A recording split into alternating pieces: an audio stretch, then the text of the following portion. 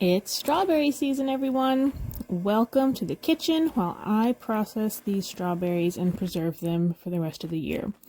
We go U-Pick strawberry picking about 3 or 4 times during the strawberry season. We picked 4 gallons this time, and I only have about 2 to process because they were really excited. As strawberry season continues, normally they are not as excited, and I can usually get a couple more gallons to process. But we're going to start with these 2, and I'm just making a small batch of strawberry jam. Here's how I do that. I grate my strawberries, so I will take off the green tops and save them for our bunnies. I then cut the tops off of all the strawberries, and all those tops go in one pot. Then any strawberries that are perfectly ripe will go on a silicone mat to be frozen in a single layer. And then any strawberries that are not quite ripe yet will go back in the refrigerator for fresh eating. And then any berries that are overly ripe, not berries that are bad, just berries that are starting to get squishy, but look for mold, mildew, and brown spots. That means it's bad and it should be thrown away. But a berry that's just overly ripe is a great jam berry or a pie berry. And a lot of times when you go to U-Pick farms especially, you can ask for, do you have any pre-picked jam berries or pie berries? And they're just berries that aren't real pretty, or they got a little squished or something, and you can usually get them a lot cheaper. And also, if you bring your own baskets when you go to U-Pick, you can usually get a couple cents to $1 off your gallon, which is, when you're picking as many gallons as we are, it does add up.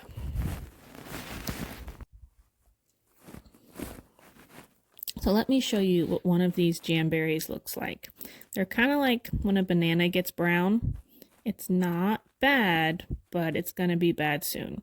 So they're just kind of soft and squishy and maybe not the most desirable for fresh eating.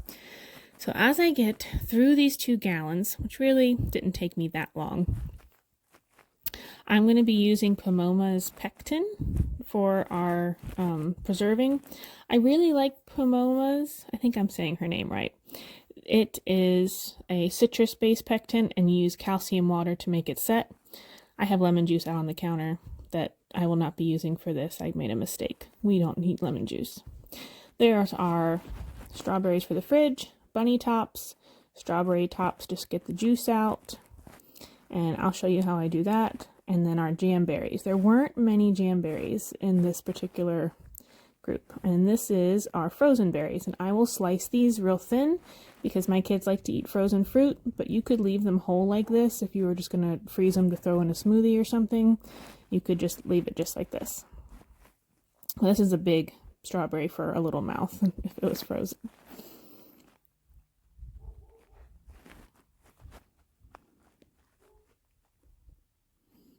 Here they are, all sliced up for my little people.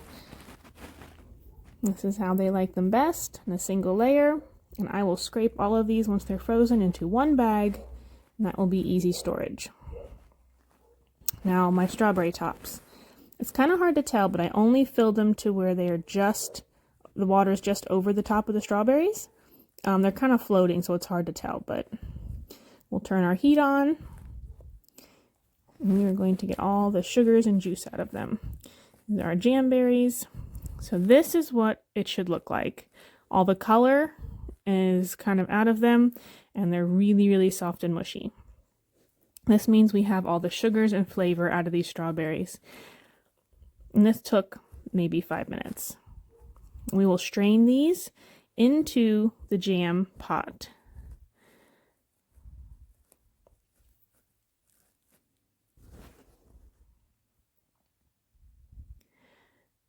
Make sure when you do it, you squish them as much as you can because they are filled with wonderful liquid.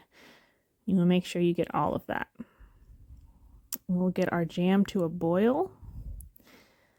The Pomoma's pectin, it's a little different if you're used to working with like Sure-Jell or something, but I really prefer it because you use so much less sugar. This is about 4 or 5 cups of jam, I guess you would say, liquid. With Pomoma's, I only have to use 1 cup of sugar, and I mix the sugar and pectin together.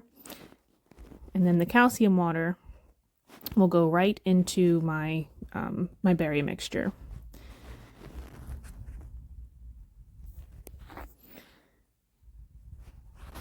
I was trying to smash these berries down. Last year I left them kind of chunky, and my littlest person did not love the chunkiness. So I'm going to blend them, but you definitely do not have to if you like berries like that.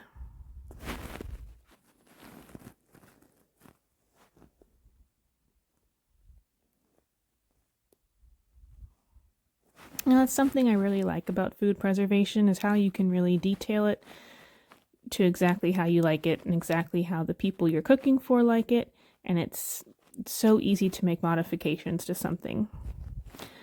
Okay, so here goes my 1 cup of sugar.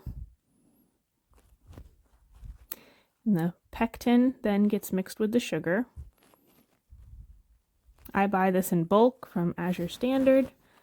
You do have to be careful, pectin will go bad, but I use this up in about a year. This is my calcium water.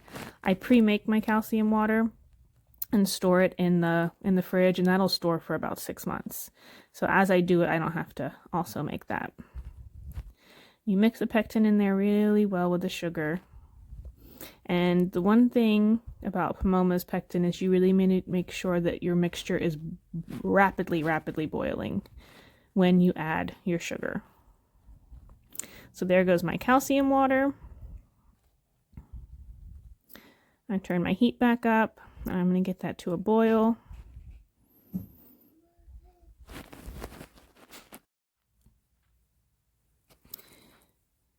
And with Pomoma's pectin, I always recommend using a whisk or a slotted spoon, because you want to add it nice and slow or it can clump.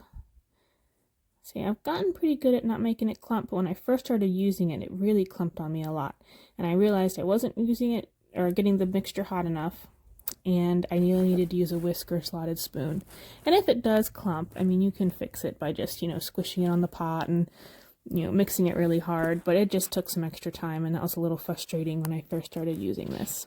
But I think I got it down now.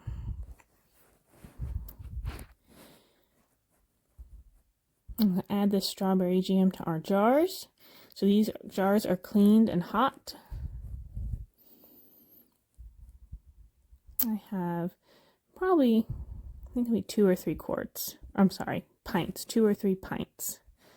And then I'll do 1 little tiny 4-ounce jar for my mom.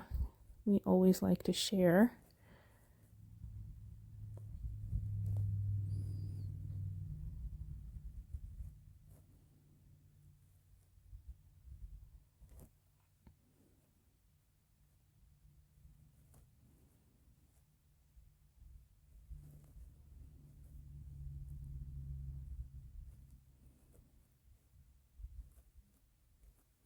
So 1 jar wasn't all the way full. You could process it with a new canning lid if you wanted it to. I'm just going to stick it in the fridge because the kids love strawberry jam, and they have been waiting for strawberry jam for a long time. We ran out of strawberry stuff probably in June of last year. We are going to preserve so much more strawberry things this year. But it has been a crazy time in South Carolina. We've had a cold snap. I've got all my plants in my kitchen, and it's just been kind of nuts.